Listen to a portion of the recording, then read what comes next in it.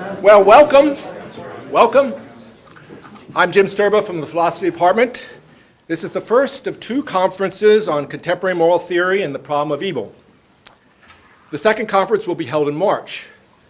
Both conferences have been generously funded by the John Templeton Foundation and supported by the Philosophy Department, for which we are very grateful. I forgot my prop. Here. Now it's possible we've been scooped. This book just came out. I just got my hands on it. The Problem of Evil Solved. The author is N.A. Amadorov. So our conference may be unnecessary. However, one bit of encouraging news supporting the idea that there's still work to be done is that I also found another publication with the title God and Evil, The Problem Solved, published in 2004. The author is G.A. Clark. Clearly, his resolution has not caught on yet. So there presumably is reason to think that there's still work that needs to be done. Now, in recent years, discussion of the problem of evil has been advanced by utilizing resources of contemporary metaphysics and epistemology, especially, for example, the Alvin Plantinga's application of modal logic to the logical problem of evil, and William Rowe's and Stephen Wickstra's application of probabilistic epistemology to the evidential problem of evil. The results have been impressive. What is a bit surprising, however, is that philosophers currently working on the problem of evil have yet to avail themselves of relevant resources from contemporary moral theory that could similarly advance the discussion of the problem. For example, there's no discussion of the doctrine of double effect, or whether the ends justify the means, or how to resolve hypothetical trolley cases that have become the grist for moral philosophers ever since they were introduced by Judith Thomson and Philippa Foot. Even though contemporary cognitive psychologists now regularly employ hypothetical trolley cases to determine what parts of the brain are involved in making of moral judgments, contemporary philosophers of religion have yet to recognize the relevance of such cases to the problem of evil.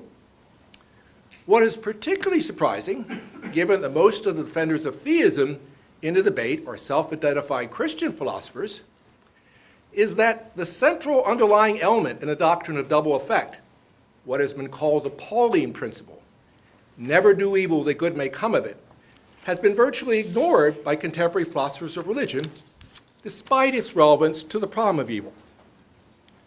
Thus, while the principle has been the mainstay of religious ethics, at least since the time of Aquinas, notice, for example, the fundamental role it plays in the natural law ethics of our own, John Finnis, contemporary philosophers of religion have simply ignored it when evaluating the good and evils that are at stake with regard to the argument from evil.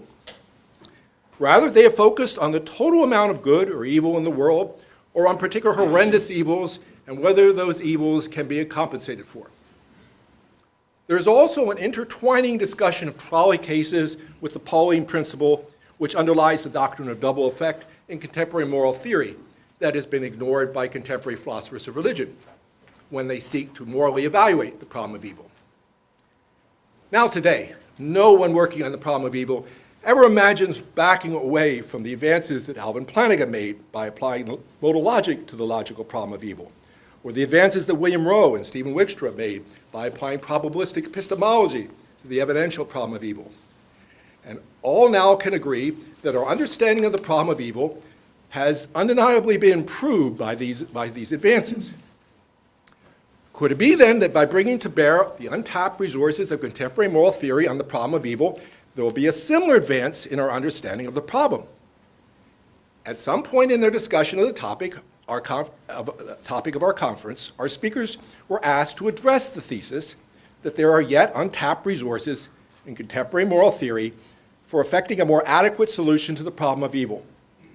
Speakers could either agree with this thesis and seek to develop it, or they could disagree with it in whole or in part and argue against it.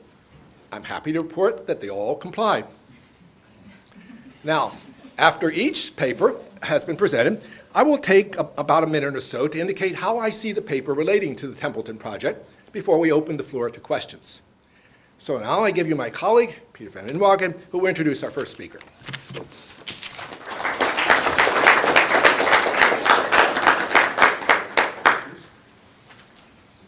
Before I introduce the speaker, I've been asked to announce that there will be a reception following, immediately following the Q&A on the second floor of Malloy. Well, it's almost impossible to introduce a speaker as distinguished as Marilyn Adams and still leave time for the speaker actually to speak. I'll have to do my best. Marilyn is now teaching at Rutgers, but it's not easy to say what her position there is actually called. She is Distinguished Research Professor of Philosophy Emerita at the University of North Carolina at Chapel Hill. She went to UNC from Oxford, where she had been the Regius Professor of Divinity and a Canon of Christ Church. She has also been, among other professorial things, the Horace Tracy Pitkin Professor of Historical Theology at Yale and Professor of Philosophy at UCLA. She's a co-founder and past president of both the Society of Christian Philosophers and the Society for Medieval and Renaissance Philosophy.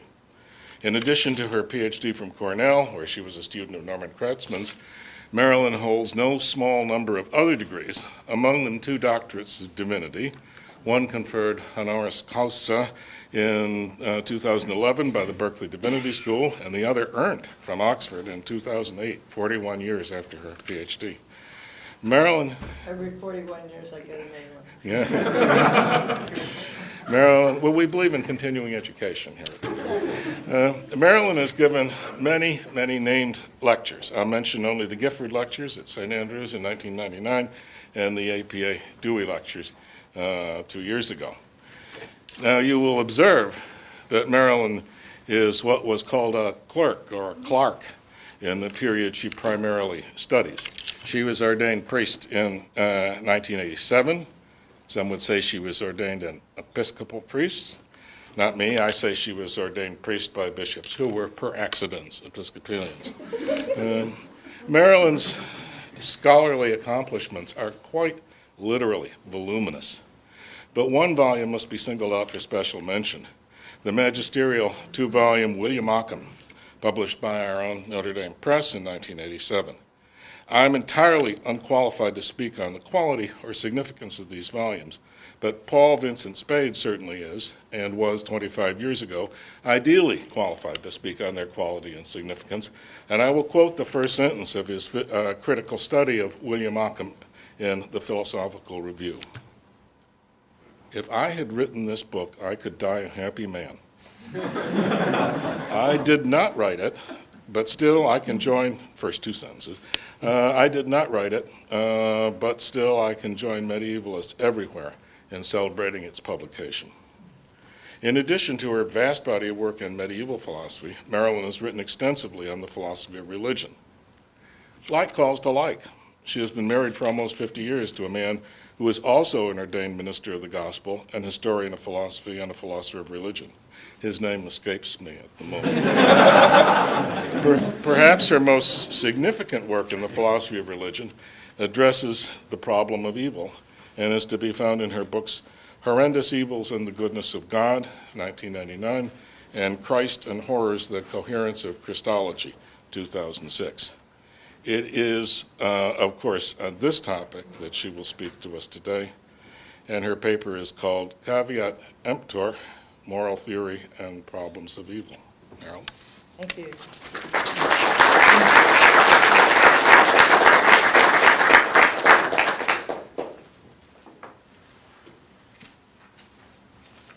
Thank you, Peter. I'm happy to be married to Bob Adams, in case you...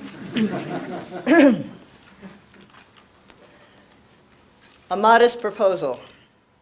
The inspiration behind this conference is that philosophers of religion, not least those of us who work on the problem of evil, should take moral theory more seriously.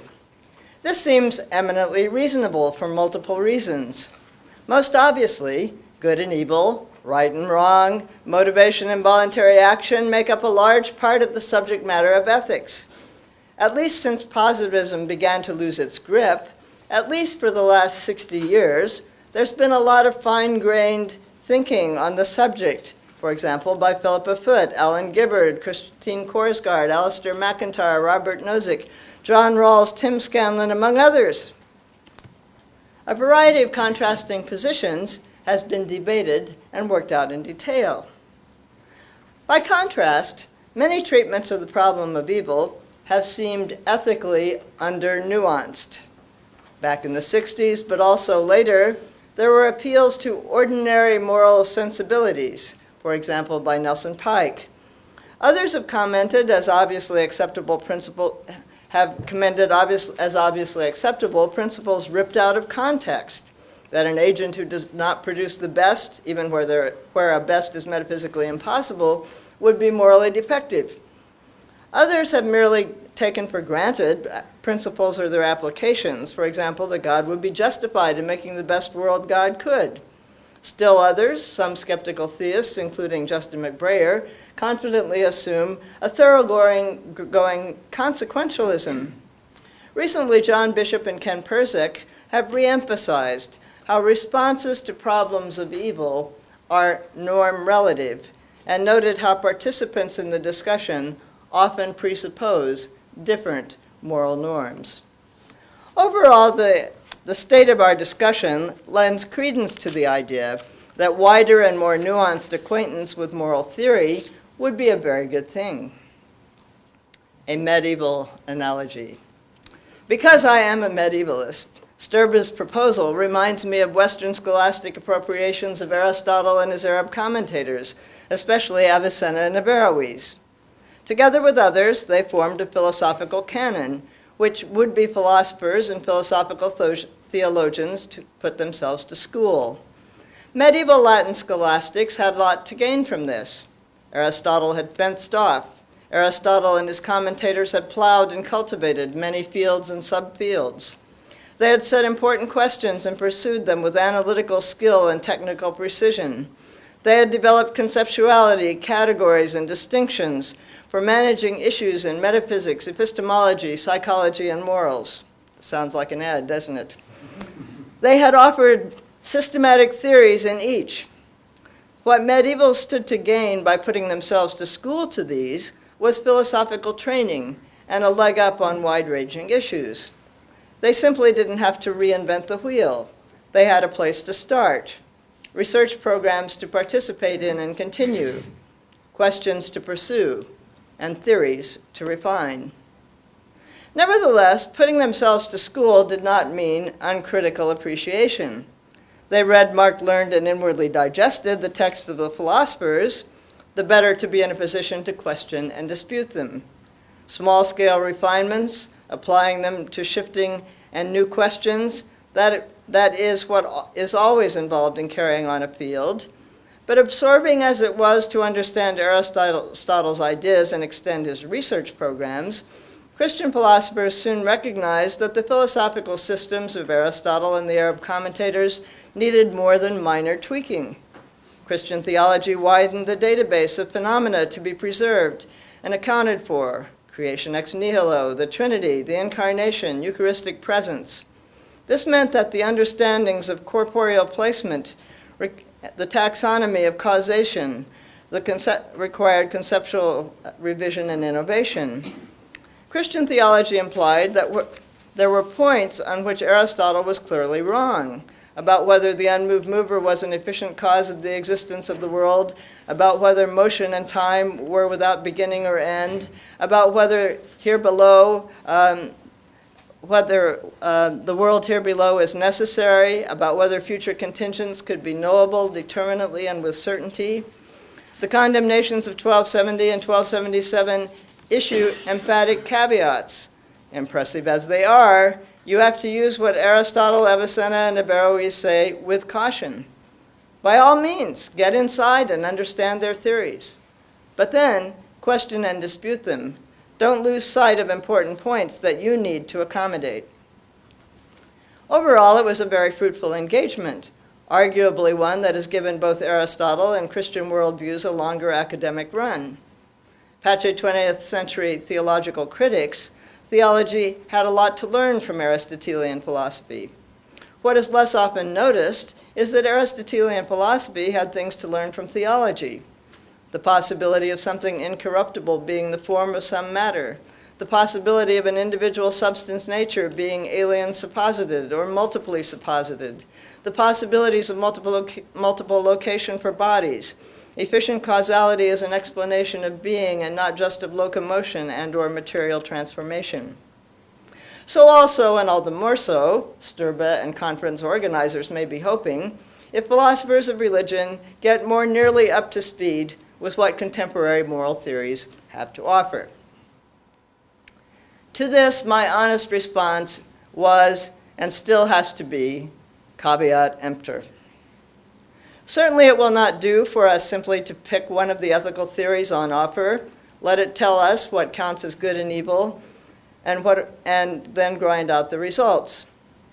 Claudia Card points to one reason. Many prominent ethical theorists skirt the topic of evil. W.D. Ross does not even mention it in The Right and the Good. Neither does the term evil occur in the index to Henry Sidgwick's The Methods of Ethics.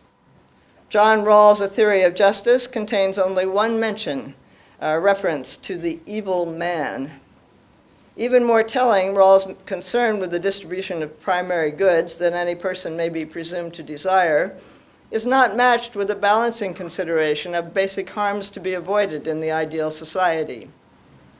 How can such theories help us wrestle with problems of evil when they seem to sweep problems with evil under the rug? Indeed, in my past work on problems of evil, I have been sufficiently down on morality that it is a good question why I was invited to address this conference at all. Shifting attention from abstract to concrete problems of evil, from the issue of whether the existence of God is compatible with some evil or other, to the question of whether an omniscient, omnipotent, and perfectly good God could have produced human beings in a world with evils in the amounts and of the kinds and with the distributions found in the actual world, I have often spoken of the poverty of morality and rubbed readers' noses in its difficulty in conceiving, much less managing, the difficulties raised by the worst evils.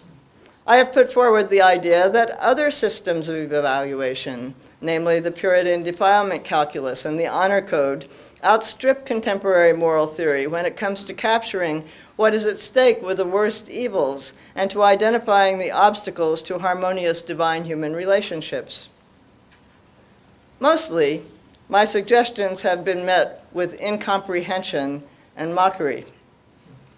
Do I seriously think that we should replace modern morality, note the hint that the term is univocal and its referent is obvious, with the holiness code, evaluations of morally right and wrong with verdicts of tainted and undefiled? Do I really believe that challenge and riposte of the honor code would be a good substitute for talk of virtue and vice? Do I really want to go back to evaluating social behavior like the Dinkas? Or is the feudal world of Don Quixote, I am a medievalist after all, my all things considered choice? My response to such rhetorical questions is that I was not simply being silly. I'm capable of it, but I wasn't there. I meant to make three serious points. First, I wanted to warn colleagues against anachronistic eisegesis. Many biblical passages, like many traditional theological teachings, are framed by the holiness and or honor codes. It is unfaithful to the, in this case, authoritative texts, and so misleading to read modern moral theories into them. Second, I wanted to call attention to the fact that however much they may have gone underground, the holiness and honor codes have not disappeared from our evaluative practices. Sexual sins still defile, and certain kinds of graft blot the politician's copybook. Philosophical colloquia provide ready evidence that competition for honor, the need to show how much there is to us philosophically, is still alive and well. Third, and most important for present purposes, I wanted to show how these frameworks do a better job of getting at what's so bad about the worst evils and of suggesting what might be done to remedy them. My thought was and is that putting ourselves to school to these neglected value frameworks might refocus our attention and sensitize us to factors that moral categories blindside. My thought was and is that getting inside these evaluative frameworks enough to understand how they work might put us in touch with neglected resources for both formulating and resolving problems of evil. A more modest proposal. If there is anything to my medieval analogy, Sterba and other conference organizers were not aiming for Christian philosophers to read, mark, learn, and swallow whole what contemporary moral theory has to offer. They were suggesting that we read, mark, learn, and inwardly digest them, the better to question and dispute them, the better to assess how they need to be transmogrified in the face of Christian theological commitments. For the sake of argument, the better to contribute something to this conference, let me back off a bit from my most negative verdicts about moral theory. Let me take a page from Claudia Card, who does not want to abandon moral theory, but to supplement and rejig theories of moral wrongness that fail to grapple with the worst evils. Instead of writing off ethical theories in advance, let me try once again to rivet attention on 5 factors that, in my judgment, any theologically adequate ethical theory will have seriously to address. So the first one is facing the worst. Honest wrestling with problems of evil requires us to face up to the worst that we can suffer, be, or do. Several rubrics have been proposed for picking out the worst. In my books and articles, I have forwarded the category of horrendous evil, for short, horrors, which I have defined as evils participation in which constitutes prima facie reason to believe that the participant's life cannot be a great good to him or her on the whole, or prima facie life ruinous evils. As dramatic examples, I have instanced the rape of a woman and the axing off of her arms, psychophysical torture whose ultimate goal is the disintegration of personality, cannibalizing one's own offspring, child abuse of the sort described by Ivan Karamazov, participation in Nazi death camps, the explosion of nuclear bombs over populated areas, avoidable death by starvation of populations driven off their land by hostile forces or natural disasters, being the accidental and/or unwitting agent in the disfigurement or death of those one loves best. Domestic examples include corporate cultures of dishonesty that co-opt workers into betraying their deepest values, school-ground bullying, parental incest, clinical depression, schizophrenia, degenerative diseases such as MS or Alzheimer's that imprison and/or unravel the person we once knew. Claudia Card advances her atrocity paradigm, which she defines as foreseen intolerable harms produced by culpable wrongdoing. Alternatively, she speaks of harms that deprive or seriously risk depriving others of the basics that are necessary to make a life possible or tolerable or decent, where a tolerable life is at least minimally worth living for its own sake and from the standpoint of the being whose life it is, and not just as a means to the ends of others. Her list of examples overlaps with mine: genocide, slavery, torture, rape as a weapon of war, saturation bombing of cities, biological and chemical warfare, unleashing lethal viruses and gases, domestic terrorism of prolonged duration, battering, stalking, and child abuse. Still others propose the rubric unjustifiable. Ivan Karamazov declares that the ghastly cases of child abuse cannot be swallowed up in a higher harmony. John Roth identifies the Nazi Holocaust in particular, the slaughter bench of history of which it is a characteristic in general, as waste beyond justification. Likewise, D.Z. Phillips finds obscene any suggestion that the Nazi Holocaust could be justified by consequentialist reasoning as a means, a consequence, or side effect to obtaining some great good or avoiding an equally bad or worse evil. In the same spirit, Stuart Sutherland charges that anyone who thinks the worst evils can be justified does not take them with full moral seriousness. Perhaps all of these rubrics need refinement. Even so, they combine with the examples to point us in the right direction. My contention has been and is that where the worst evils are concerned, we cannot appreciate how bad they are or what's so bad about them without engaging them face to face. By face to face, I mean either experiencing them in our own person, first person experience, or first-hand empathetic engagement.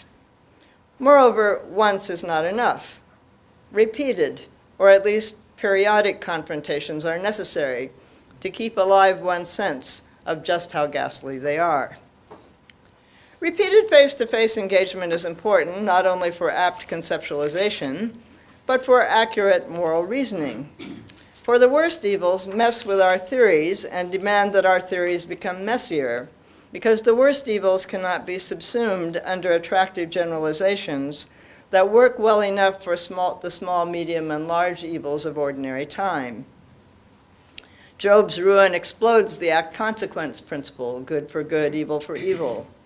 Terrorist torturing and beheading of journalists cannot be set right by lex talionis, by the state's torturing and beheading terrorists. Ivan Karamazov insists that unlike broken arms, skinned knees, and the common cold, bouncing babies on bayonets before their mother's eyes cannot be justified as constitutive means to a higher harmony.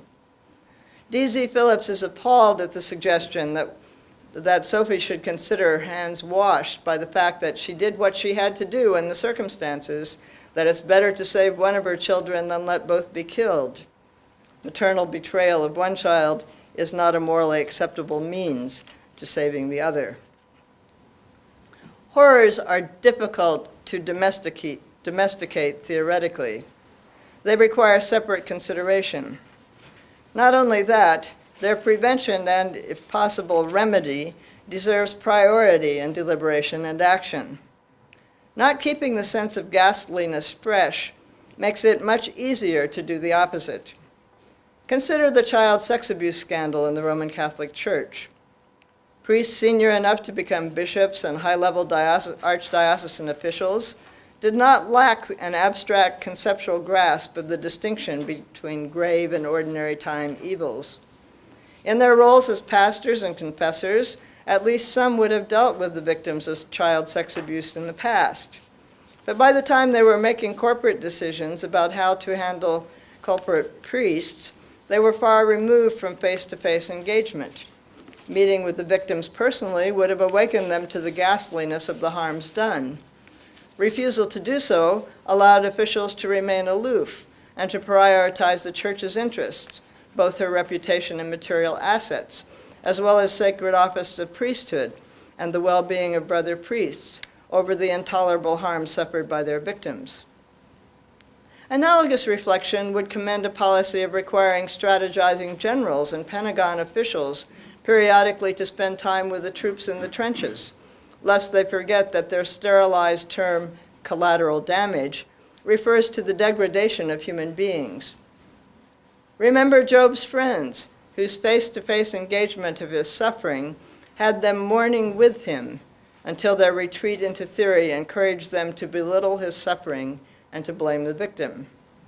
Remember how their defense of God won them a rebuke from God. Where the worst evils are concerned, clear thinking and appropriate action demands that we keep compassion raw. Getting real about human agency, theoretical posits. I have it on good authority, from a leader in the field, that ethics likes to tell people what to do and how to be. Theories of moral right and wrong mean to be action guiding. Virtue ethics bears witness to what it would be like to be a fine human being. Both make sense only if human agency is competent and capable, only if it's within our power to do or to become what they advise. Historically, how many ethical theorists forward a high view of human nature as a condition of the possibility of the moral life? Insisting that we can be accountable only for what is within our power, Stoics and Abelard posit an inner sanctum of self-control, untouchable by the chances and changes of what goes on outside. Peter John O'Leary, Duns Scotus, and William Ockham insist that, roughly speaking, incompatibilist free will is a condition of eligibility for moral assessment. Centuries later, Kant and Kantians insist that ought implies can. Ethical theory purports to get to the heart of what is special about human agency, namely that truly human actions, as opposed to the involuntary movements that we engage in, such as respiration and digestion, are imputable to the agent for moral praise and blame. Aristotelians and Kantians suggest that what is distinctive is that human agency is rational agency, that human beings are autonomous and self-governing. Human beings deliberate, apply principles, and issue dictates to themselves. Claudia Card and I have emphasized that what is distinctive about human beings is that we are persons. I have stressed meaning-making, organizing who one is and what one does and suffers around significant goals and relationships as the central function of personal agency. Card is more expansive. A person has a distinctive point of view on the world into which she can invite others to enter. Persons are curious to explore, able to learn, and creative to invent. Persons are capable of forming personal relationships in which we give and receive love, and are vulnerable to pain, as well as open to joy. Reality check. Getting real about human agency requires us to embrace the tension between the dignity of human nature and its fragility. On the one hand, among created goods, created personal agency deserves the greatest honor, enjoys the greatest entitlement to be nurtured and preserved. Its degradation or destruction and action, whether conscious or unconscious, to degrade or destroy it, are among the worst evils. On the other, ethical theories' idealized pictures of human agency clearly fail to fit the facts. Aristotle frankly confesses, the badly brought up have scant chance at virtue. Kant is realistic enough to locate the free-willed agent in the noumenal rather than the phenomenal realm. In fact, the situation is much worse than they say. We are radically vulnerable to horrors. The Honor Code has it right. First-person horror participation shatters personal integrity. It interferes with the person's meaning-making capacities by making it prima facie impossible for him or her to make sense of his or her life. Severe depression turns everything tasteless, leaves its victims unable to perceive anything as worthwhile. Schizophrenia twists interpretations of life experience into something bizarre. Soldiers return from theaters of war with PTSD. Traumatized brains and psyches are unable to anchor the horrors of war firmly in the past, so that vivid experiences float and interrupt as if they were clear and present dangers. First-person horror participation may merely stump and stalemate the search for constructive ways to go on, but it is often mind-blowing to the extent that the individuals find it difficult to function well enough to get through the day. Horrors are not rare, and history is a slaughter bench. The grim fact is that radical vulnerability to horrors is not accidental, but rooted in our nature, in what we are and where we are, personal animals in an environment of real and apparent scarcity. Because we are material persons, we are highly vulnerable to abnormalities in our own biochemistry. Because we are personal animals, our personal capacities evolve through a developmental process which is itself easily disrupted. Even in adulthood, encounters with the worst evils can traumatize our psyches in ways from which it is humanly impossible to recover. Our big brains require us to be dependent for longer on, at best, neurotic adults whose adaptations shape our own. Even if our upbringing rears us up into virtues needed to perform well in our social roles, they dispose us to limit in-group hostility and augment in-group cooperation in ordinary time. Investigations show that these tendencies do not easily generalize into universal human sympathy or carry over to life-threatening emergencies, and that given identifiable socio-political conditions, the vast majority of human beings can be persuaded to become active participants in mass killing. Even if we are lucky enough to live in boring times, the truth remains that human beings are politically challenged. Limited imagination, deficient grasp of the properties of social systems, fear of death and shortages, means that humanly designed social systems spawn systemic evils, structures of cruelty that privilege some by degrading others. Yet unless we are hermits, our sense of who we are and what we mean is fundamentally shaped by the social roles we fill, and so tainted by complicity in and collective responsibility for human degradation. Honest wrestlings with problems of evil require us to face up to the fact that horrors are deeply entrenched in the human condition in this world for reasons that are largely beyond our control. We cannot change human nature. We cannot radically remodel our environment. Nothing we can do guarantees against first-person participation in horrors. We can't reliably prevent them. Once they happen, there is nothing we can do to set them right. They are not the currency of retributive punishment because the worst evils are too bad even for the guilty.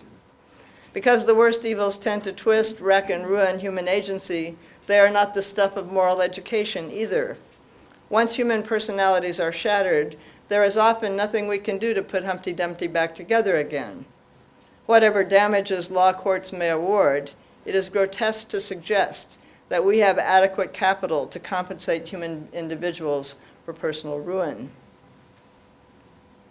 Now, religion exists to help us grapple with evils from which only God can save us. But what is ethical theory to make of this? Claudia Card labors valiantly to bring the worst evils to our attention when she realistically observes that not all intolerable harms are humanly preventable, for example, natural catastrophes such as earthquakes, fires, floods, typhoons, death. Her response is to restrict her category of atrocities to those that are culpably produced. She reckons that the others aren't relevant to her twin aims, namely of supplementing blinded theories of moral wrongness and of rallying us to political action. Ruth Barkin Marcus, in her article Moral Dilemmas and Consistency, equivocates, maintaining that moral dilemmas do not signal inconsistency within a moral theory, but a bad fit with the circumstances. Marcus urges that moral dilemmas can serve a positive dynamic function of alerting us so to arrange our lives and arrange our institutions as to minimize such predicaments of moral conflict. But in the end, much as she does not want to see moral dilemmas as a tragic feature of the human condition, she admits that however holy our wills or rational our strategies, the contingencies of this world may thwart our efforts and deny us complete success. Theologically adequate ethical theories will join Card and Marcus in calling us to work hard to prevent intolerable harms, among other things, to uproot institutional structures that give rise to them. If we don't, things will get much worse. And no theologically adequate ethical theory will avert its gaze from what soteriology places front and center. By and large, we cannot save ourselves from the worst that we can suffer, be, or do. Autonomy versus perichoresis. In my judgment, getting real about human agency ought to make us consider replacing the ideal of human agency as self-determining autonomy with a theological model of perichoresis, or functionally inclusive personality. Western Christian theology faces the fact that the human condition is non-optimal. To say the least, we are challenged when it comes to thinking clearly about what ought to be done. We have difficulty pulling ourselves together and keeping our sensory appetites under rational control. The doctrine of Adam's fall is a biblically inspired hypothesis forwarded to explain how and why human agency got that way, when God initially created everything very good. Damage estimates vary, however. Like the ancient Stoics, Abelard, Olivi, Scotus, and Occam remain optimistic. They envision a self-conscious ego that has it within its power, no matter what bodily states, emotional upheavals, sensory appetites, native inclinations, or external persuasions, to choose or not to choose for or against what reason dictates. Apart from divine conservation and general concurrence, human free choice is a solo act. From Augustine forward, all agree that we need God's help, but their debates about what sort of help and what the help is for are framed by the assumption that divine and human agencies are in competition when it comes to causing human actions. God can make a greater contribution only if we make a lesser one, and vice versa. Over the course of his Pelagian controversies, Augustine shifts from declaring the will would not be will if it were not within our power, to God works within us both to will and to do, to our will is more in God's power than in our own. Certainly it's important for Western Christian theology to maintain many distinctions between divine and human agency. The divine essence is really distinct from human nature. The agent capacities that go with Godhead are radically, indeed infinitely, superior to those that define human being. Moreover, in only one case, the incarnation of the second person of the Trinity, do divine and human natures belong to numerically one individual substance. Metaphysically speaking, Jesus is God, but, metaphysically speaking, the rest of us are not God. Nevertheless, the Bible suggests models not of metaphysical union, but of functional partnerships between human and divine agencies. John's Jesus promises that the Paraclete and/or the Trinity will indwell the disciples' hearts to teach them all things. Arguably, what John's Jesus has in mind is not merely information transfer at the cognitive level, but wholesale education that sensitizes us to God's presence and teaches us how, mutatis mutandis, to see as God sees and love as God loves. Just as with human infants and adult caretakers, the infant psyche starts out as a booming, buzzing confusion, which does not yet distinguish self from other and so is unable to recognize or conceive of the adult presence as personal presence, so the Trinity indwells, is omnipresent to human hearts, drawing out our capacity to be spiritual long before and whether or not the human beings ever consciously recognize really present Godhead. Through daily interaction, human parents nurture children through a long period of ego development, rear up their children first into specifically human and then into individually distinctive capacities. Human parents hope to bring up their offspring to an adulthood such that they can still be friends. So also Godhead is agency enabling, but headed towards friendship. Godhead does not aim at the impossibility of pure relationships, but at something more radical, a fundamental restructuring of our personalities, so that what we say and do is directed not by the solitary autonomous ego, but by a lived partnership, by friendship with God at our core. The aim is for functional coherence in imitation of the Trinity.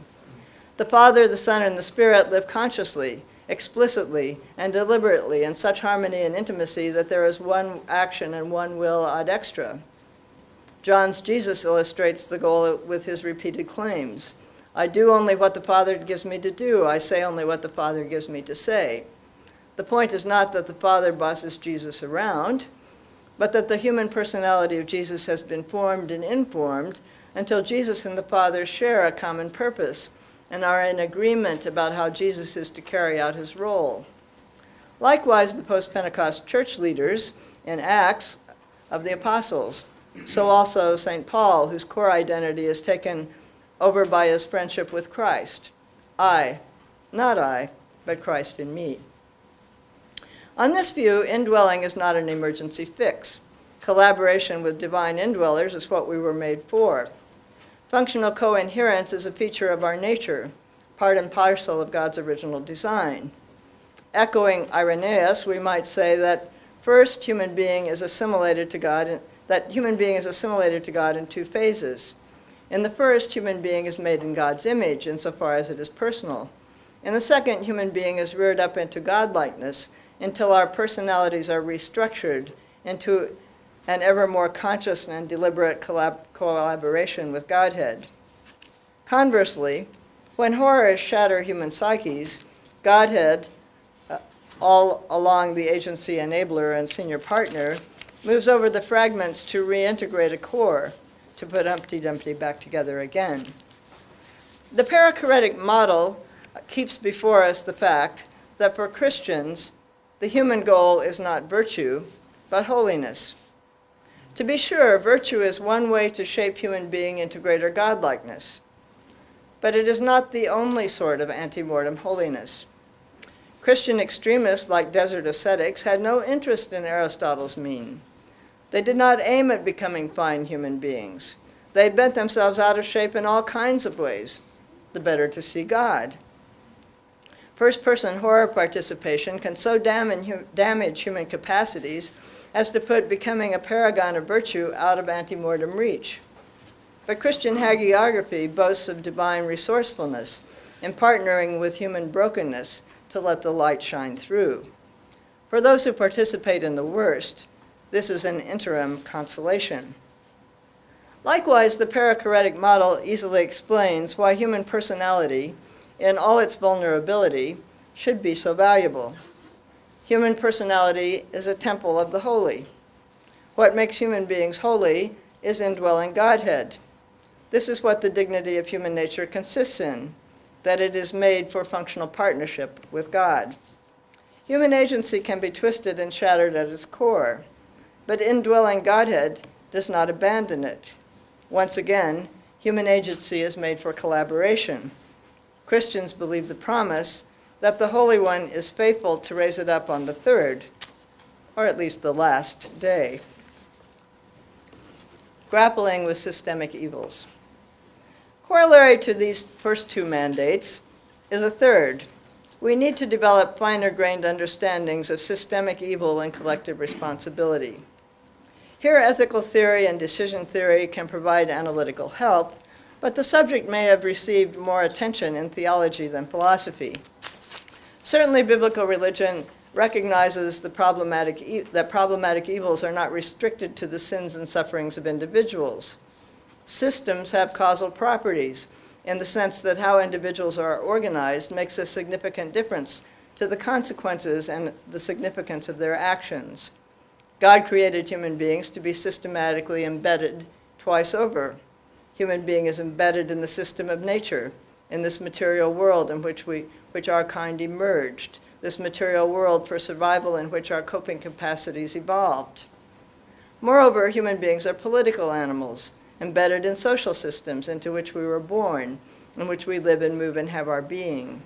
Because our actions are systemically embedded, and because our understanding of system dynamics is poor, human actions regularly have consequences we do not anticipate, much less intend.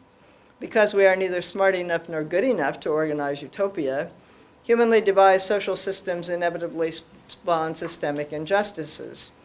Yet it is not only possible, but easy for us to inhabit the upper and middle class levels of our society while blindsiding its oppressive side effects. Overall, double embeddedness means that our individual actions are inserted into systems that take over to give them unforeseen, unintended, and easily ignored consequences. This means that reasonable and well-meaning actions can have disastrous consequences, while apparent peccadillos get amplified into devastating harms. The traditional story of Adam's fall forwards this diagnosis of the human predicament, when the primal parents eating the forbidden fruit plunges the human race into the world as we know it. For my part, I have contended that this double embeddedness lies at the root of our radical vulnerability to horrors. But there is more. The Hebrew Bible takes collective agency for granted. Yahweh is a personal God who relates to Israel as to a corporate person. Because organizing society is so difficult, Yahweh lays down guidelines, laws, and precepts. Over and over again, Israel's refusal to follow them gives rise to systemic evils of idolatry and injustice. Yahweh's modus operandi is to send prophets to tear away the veil of ignorance, to call attention to systemic evils, and to warn Israel to get busy and uproot them.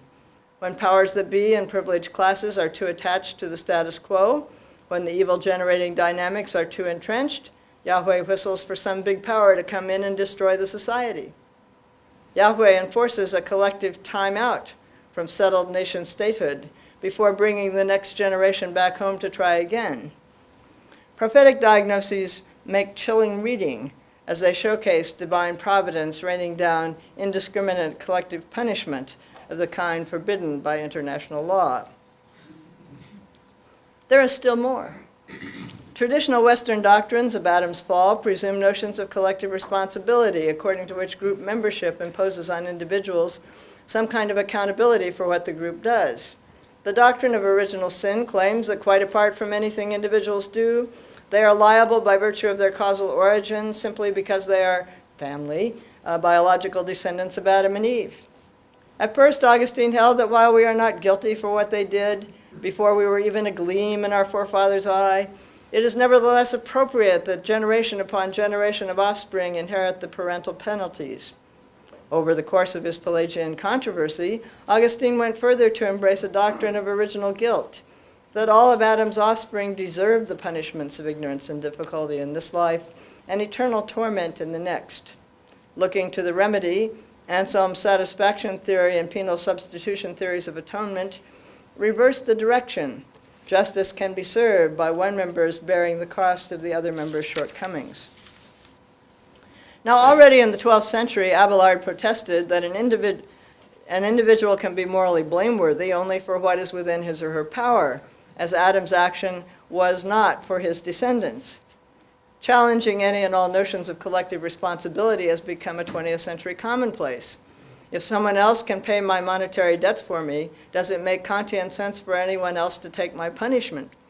Surely morally appraisable group action makes no more metaphysical sense, since human collectives do not literally have minds and so do not literally form intentions. My own sympathies lie on the other side. Surely groups with decision procedures for setting institutional and social policies, like nation-states, churches, universities, and business corporations, can be said to have intentions and purposes. Surely they take actions that individual members could not do on their own. Surely insofar as we identify with a group, we acquire ownership in the group's actions. For example, if, while living in Britain, I declare that I am an American, if I am so foolhardy to go on to insist that, as I was taught in school, our entry into the World War II secured the Allied victory, I didn't do this. I did many faux pas, but I did not do that. I am also obliged to own our dropping of bombs on Hiroshima and Nagasaki, even though I was too young in 1945 to do anything about it. Surely if I frame my subjective identity largely in terms of performance in my social roles, my meaning-making frame becomes implicitly tainted by the evils of my society. Surely my complicity deepens if I benefit from current social arrangements so much that I largely acquiesce in the injustices they cause. These convictions lie behind my own insistence that living in society inevitably makes citizens participants in horrors of the systemic evils they spawn. Nevertheless, my point here is not to persuade readers of my controversial positions, but to provoke some of us to work harder on these tricky questions, to clarify the relations between individuals and the systems in which they are embedded, to specify the conditions under which it makes sense to speak of group action, and to sort out the different kinds of moral assessments and appropriate for individual members in relation to their groups. Because these issues infect both assessments of our non-optimal predicament and traditional estimates of what God might do about it, our wrestlings with evil cannot be over until that homework is done. Fourth, taking the metaphysical size gap seriously. Most contemporary discussions of problems of evil take it for granted that the perfect goodness at stake is God's moral goodness. Following J.S. Mill, they dismiss allusions to God's metaphysical excellence as changing the subject. In medieval philosophical theology, it was the other way around. God is posited as the ultimate explainer, the independent source of the being, excellence, and action of everything else. When Aquinas comes quickly to divine goodness, in Summa Theologica 1, question 6, it is metaphysical excellence, ontological completeness that he has in mind. Scotus argues that the ultimate explainer is infinite being, infinite goodness, maximal excellence. Anselm, Aquinas, and Scotus all think that divine justice follows from divine metaphysical excellence, from God's being all perfection per se.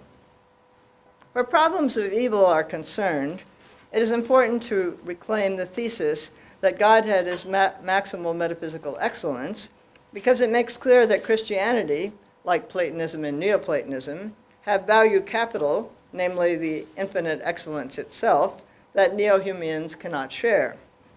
I have urged that what God is incommensurate excellence, that apt relation to it is incommensurately good for us. Aptly relating us to the good that God is one way for God to be good to us. A lively sense of the infinity of divine excellence is, I have claimed, key to taking horrors with full moral seriousness, while allowing that participation in them can be balanced off or defeated. The divine essence is maximally excellent, but God is also living and active. Problems of evil wrestle with what the Creator does and does not do. At the book's beginning, Job and his friends share the conviction that God is above reproach, immune from criticism. Being above reproach is not a moral category, but part and parcel of the honor code, which counts someone above reproach either because his or her personal strengths are so great that there can be no deficiencies in his or her performance, or because he or she has sufficient power to enforce his or her will on others. When Job dares accuse God, he sins with his lips. Later medieval theology maintained that God, as the primal source of the being and well-being of everything else, is the ultimate patron. Since patrons have no obligation to take on or to serve as clients, God has no obligations to creatures, and creatures have no rights against God. Divine justice is not a function of fulfilling God's obligation to others, but of consummate propriety in fulfilling the patron role. Sticking within the honor code, problems of evil would not disappear, but relocate. When the condition and or character of clients falls short of announced divine purposes and objectives, this raises questions about whether there is enough to God to follow through and deliver, and threatens to put God to shame. Like Job's friends, many who wrestle with problems of evil take the proposition God is above reproach to be fundamental. Many proceed to draw the valid inference that if God is above reproach, then it is not the case that divine actions and policies are subject to moral censure. The temptation is to slide from, it's not the case that divine actions and policies are subject to moral censure, to divine actions and policies, and for that matter their consequences, are morally justified, and that by morally justifying reasons. After all, doesn't etymology tell us theodicy is justifying the way of God to human beings? Unfortunately, this sort of slippery sloping threatens morality by identifying whatever happens in the world, including the worst, genocide, torture, slavery, human trafficking, as morally justified and justifiable, a result that most non-consequentialist moral theories would condemn as morally outrageous and absurd. Further temptations lurk in the form of idolatrous slippery slope applications. Many human institutions, the church, the tribe, the nation, the family, pose as above reproach. The slide from not susceptible of moral censure to all policies and practices are morally justified readily assures us that the church was morally justified in covering up the sex scandals, that my tribe or nation is morally justified in writing off whatever collateral damage self-preservation and collective self-aggrandizement require, and that the taboos against exposing child-abusing parents are morally justified by the importance of the institution of the family. In my judgment, we have a forced choice. If we say that God is above reproach, we imply that divine behavior needs no justification, that it is inappropriate. Calvin might say impudent, that is to say shameless, another category that belongs to the honor code, either to ask or offer morally justifying reasons for God's permitting or causing the evils of this world. It is even inappropriate to imply that God has any morally justifying reasons beyond our ken. If God is above reproach, our wrestling with problems of evil need to shift ground. If we say instead that God's policies are morally justified, that God has these, those, or the other morally justifying reasons, then we apply that God is not to be reproached, not because God is above reproach, but because God has satisfied the conditions for moral justification. Take your pick, but don't equivocate. It's morally dangerous to try to have it both ways. Finally, focusing on the ethics of personal relationships. Mainstream Christian theology insists that divine agency is intelligent, voluntary, personal agency in the contemporary sense. Analytic philosophers wrestling with problems of evils mostly take it for granted that to be personal is to share eligibility for moral evaluation and to be networked by rights and obligations to other persons. In my books on evil, I have joined my favorite medieval theologians in denying that God has obligations to creatures. This move has the theoretical merit of appreciating how a personal God is not simply, as Kantian Alan Wood once quipped, one more rational agent on a par with others. The metaphysical size gap prevents all persons from being peers. The relevant parameter is not physical size, as in the Dr. Seuss Horton Hears a Who, but personal capacities. Stay within the domain of human beings and compare the personal competencies of adults and infants. As much as parents hope their babies will become, they are certain that their infants are not yet their peers. So also, and immeasurably more so, divine and human persons. The divine essence is infinite. The divine intellect and will are infinite too. When personal capacities are concerned, an infinite gulf yawns between human and divine. Denying that God has obligations to creatures has the further merit of freeing us to focus on other issues. It puts us in a position to concede right away what piety protests. God didn't have an obligation to treat us otherwise. God was within divine rights to treat us this way. Those who insist that God does have such obligations feel forced to spend their energy defending God, arguing that evils do not prove that God has failed in God's and divine obligations or violated our rights. This is such a difficult task that, having accomplished it to their satisfaction, they understandably feel that their job is done. For the sake of argument, let me put my counter-contention this way. Either God has obligations to created persons, or God does not.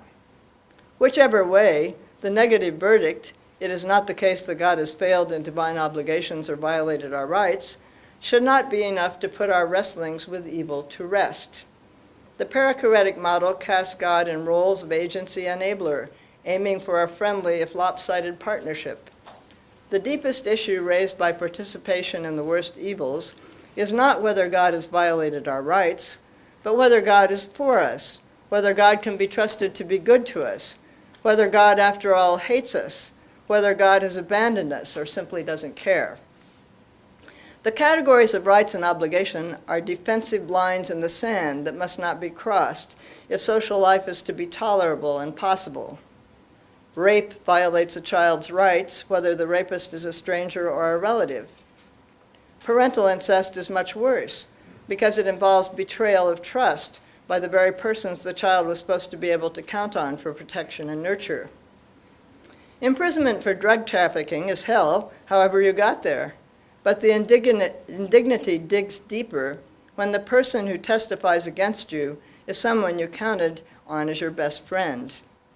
What was so difficult for the Bible's Job was not simply the pain and suffering of material ruin, but rather that such treatment was culturally understood as a proof of divine disfavor. The worst of it was not even his wrecked social standing and reputation. Job's bottom line was different. In railing against God, Job is calling to God to account for not behaving as a faithful friend. Horrendous evils are prima facie life ruinous. Even if God was within divine rights in permitting or producing them, there is the leftover question of whether and or how God means to be good to us after the worst has already happened. John Bishop and Ken Persick have pressed a still deeper question, whether a God who set us up for horrors by creating us in a world like this has exhibited perfectly loving relationality towards us. Notice, the issue here is not Plantinga's pastoral question of how it is psycho-spiritually possible for participants in the worst evils to hold on to their trust in God. Instead, Bishop and Persick raised the morally prior question, whether a God who sets us up for horrors by creating us in a world like this is trustworthy, whether God's track record in putting us in harm's way and not rescuing us takes God out of the category of people to whom it is reasonable to entrust oneself as to a parent or an intimate friend? Such questions take us to the heart of relationship ethics, to the ethics of abandonment and betrayal, forgiveness and reconciliation. Now, perhaps some take relationship ethics to be a subdivision of the ethics of obligation, or in any event, analyze personal relationships in terms of moral duties. I am a theologian, not an ethical theorist. I have no wish to pontificate about the architecture of ethical theory. The point I want to urge in closing is this: we should not finish wrestling with problems of evil until we have explanations of how God can still be good to those who participate in the worst evils, of how God can still be trusted to be good for them, even though the worst has already happened, of how reconciliation and intimacy with God can be reasonable for them. This means attending to the ethics of intimate relationships in ways that discussions of evil in analytic philosophy up to now have rarely done. Thank you.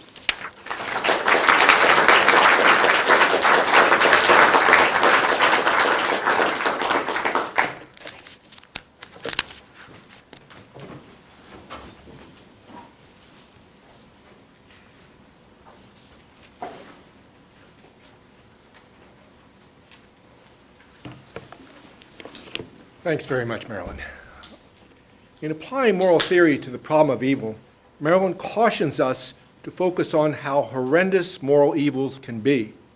As she rightly points out, much of contemporary moral theory has failed to do.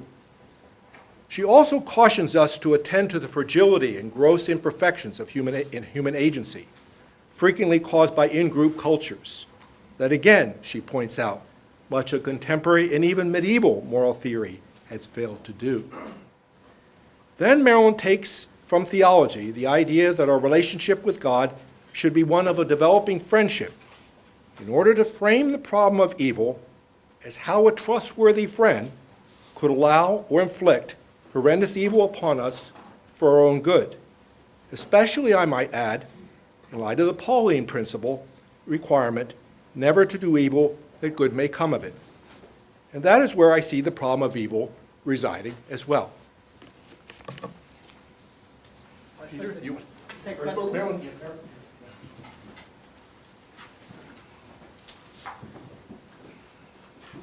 Marilyn, do you want to take your own questions, or shall I take it? Whichever you think. Well, it's up to you. I don't mind. Okay, you make it. Thanks. I thought that was a very good talk.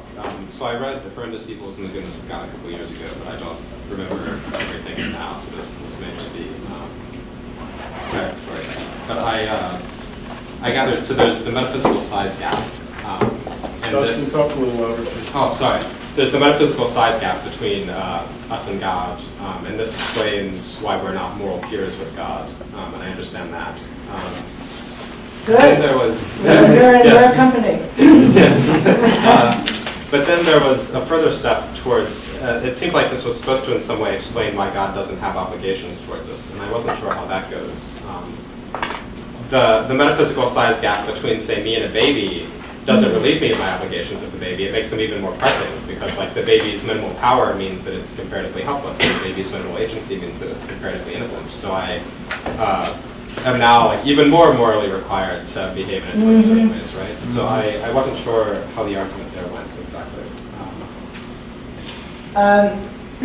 It's a good question how the argument works, but there are at least two arguments that I know of in medieval literature. Maybe you know some others.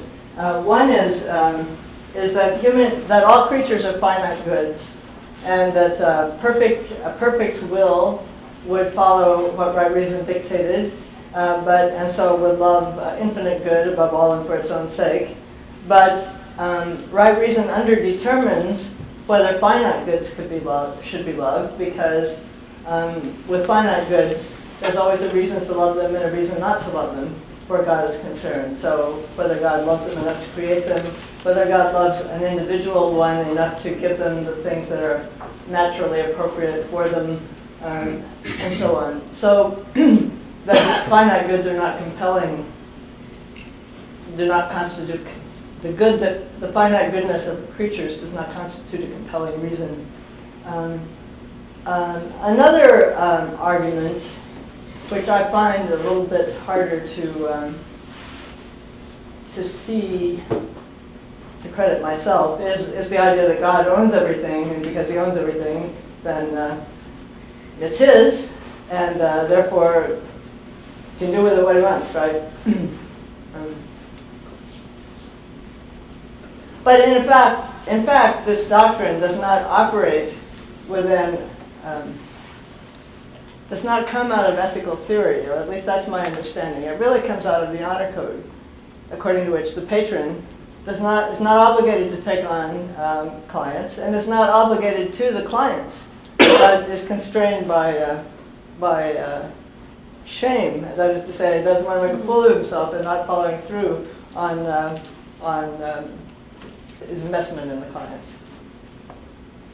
Let's see. Yes, Nevin. I wanted to ask a question about some of your remarks on collective responsibility. Yes. I'm wondering, so it sounds to me from what you said as if you want to give groups quite a bit of metaphysical weight, so that groups, for example, can experience and perpetrate horrendous evils, and that's not simply reducible to the individuals within them doing certain things. If I've understood that correctly, would you also want to say that groups, that there's a need for groups to be redeemed as well as individuals? And if so, I'm wondering what your views are and how that would work. So I don't have a well worked out metaphysics of groups, but what I did find very plausible was the idea that not just any group would be capable of action, perhaps, but that certainly groups that had decision procedures for setting institutional policies and collective action. So the United States, we have a lot of machinery for setting institutional policy and deciding on group actions and carrying out things such as wars, let's say, right? And so it's the nation that declares war, right, and so forth. I don't declare war. You don't declare war.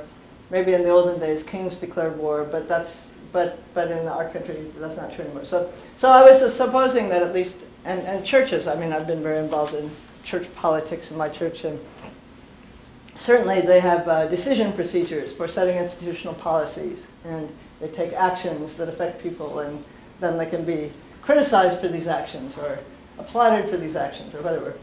So I was thinking that there are actions that where a group has a decision procedure for setting institutional policy and deciding on machinery for implementing group action, that it would be appropriate to talk about collective action, right?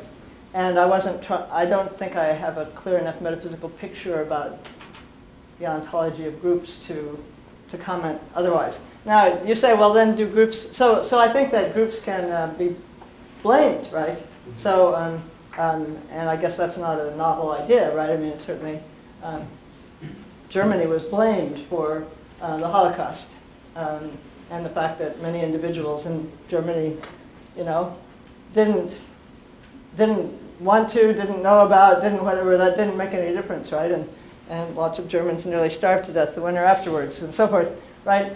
so their collectives can be blamed. They can also be praised, right? Now, can groups be? And in the Bible, I wanted to say, to try to drive home why we need to do the homework on this. And maybe those of you who know moral theory better than I do, or political theory, will say, well, it's already been done, you idiot. If you'd only read more books, then you would know, you know. In which case, I stand corrected and instructed and so forth. But the thing is, in the Bible, Israel is held responsible, collectively, right? So it's not claimed that every Israelite going was a bad person, or that every Israelite who got destroyed, enslaved, raped, whatever, starved to death was a bad individual, right? But Israel as a nation didn't follow God's laws and didn't correct social injustice and didn't quit worshiping other gods. And after a time, and so there's a warning of the culpable agent, there's the giving them time, there are the threats, there are the consequences, and there's the whammo, right? And basically, it looks as if God is not necessarily committed to the survival of human institutions, right? Because human institutions are always screwed up, because we're so dumb about political whatever, right? So I don't really take it that God is committed to. People say, "Do you think the Episcopal Church will survive?" And I said, "Well, I don't think God is committed to the survival of the Episcopal Church. I mean, much as I know and love it and all that, it's only going to survive so long as it's a skillful means, and it may have already ceased to be a skillful means, but it probably will cease at some point to be a skillful means, and therefore it will be, it will fall away." So I don't see the Bible story as promising that human institutions will be redeemed, although there seems to be a commitment to the nation of Israel that somehow it will be redeemed, but what will be redeemed will be something that will count as Israel, but it will be the organization that will turn it into something redeemed will be God's plan for human society, right? And so, on the other hand, if you're talking about what we should do in the meantime, or something like that, then I don't know that I think that human action redeems human societies, but we certainly have an obligation to work to uproot the systemic evils that we notice, and so abolish slavery, abolish racism, whatever. I mean, when we notice a systemic evil, then the time has come to sort of roll up our sleeves and start trying to do something about it. But I myself am pessimistic about our ability to organize utopia. I see Carl. Carl is squirming at these remarks. Tell us, Carl. Sorry to interrupt you, but You're not. first of all, just interrupt you because I just want to express the thought that it's really one of the best lectures I've ever heard because you really focused on evil. So just thanks for doing that. I love Focusing on evil? I do it all my life. Yeah, people tend to run away from it, so you really force us to face it. So I appreciate that. But I was squirming because on that first question, I want to go back to a Kantian middle way. So you're talking about ownership as important, and the difference between the finite and the infinite, and the gap, and so forth being important. But I think Kant's got the same idea that we shouldn't talk about obligations or duties that God has to us. But I wonder if it's not similar to what you're saying, namely that since the main thing here is we've got a relationship, it's not a matter of ownership or size difference, but it's really a huge qualitative relationship between the creator and the created. So if you want to reserve the notion of obligations and duties for sort of contractual relationships between really always independent beings, that's a little bit odd because the other entity here isn't. You're not independent of. Yeah, so that, I mean, an ownership relationship or a size relationship is different from a creation relationship. But then Kant also says that God's supposed to, in some broad sense, is supposed to be true to his own or her nature.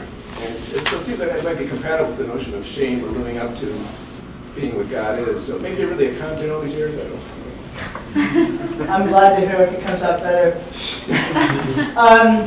Yes, I think, and in the Middle Ages they will say, well, God owes it to God's self to be true to God's self, right? And then the question is, well, what will that involve? So, for example, as I read Aquinas, maybe I'm wrong about this, but I read Aquinas as saying, well, if God doesn't have to create sheep, but if God decides to create sheep, God can't be true to God's self and make all of the sheep blind and three-legged. At least some of them have to be able to do the sheep thing, that it would be inconsistent of purpose on God's part to decide for sheep and then not let it do its natural thing. So there's this idea of being true to itself. Sam? I was wondering if you thought that two of your points kind of pulled in different directions. I was wondering if you thought two of your points pulled in different directions, namely the sort of the size gap, yes, the physical size gap, and the desire for a kind of intimate relationship of trust that gets restored in some sort of beatific moment. I mean, I'm thinking, forget Kant, Leibniz. Like, there's this beautiful picture in Leibniz, of course, but it's predicated upon us being in the moral community with God. And it's this sort of city of God picture that we get, of course, not just in Leibniz, but lots of other people. And I worry that when we have too much of a metaphysical size gap, such as God's not even in our moral community anymore, it's hard to figure out what relationships like trust and care and concern look like. God is the ground of being. God is the ens perfectissimum. Those kind of conceptions of God don't strike me as the kind of God that we want in this other way. And so I'm wondering if you see it in that way, or if I'm importing some heterogeneous concepts here. Well, I'm puzzled about the idea that it's a moral community. I mean, why, just because we are living in community with God, why this would be a moral community, in the sense that God would be somehow on a par with, or just a big version of the others. Well, that's God's problem. It gets played out in the Bible a lot. The size gap makes for communication difficulties, and God keeps trying to get God's purposes across and get the folks to come on board with God's purposes and get on board with the program, and they don't get it. They don't get it. And so there's a failure. And so then God makes another attempt to get across God's purposes. And, there's a failure, right? So then we have the incarnation, and that's an attempt to get across God's purposes. And that looks promising because, come down to our level here, become a human being. And maybe that will facilitate communication, but we kill that one off. So, yeah, it's a problem, but it's God's problem to solve. I mean, it's the way the Bible sets up the problem, right? I mean, it's not that God is not the creator and the ground of being. God is the creator and the ground of being. And God is personal, and God is trying to, God has this odd project of life together with human beings. And the trouble is that we are very unpromising clients. It's a very odd idea, and God has a lot of trouble bringing it off, and omnipotence loves a challenge, so what else could God have done that would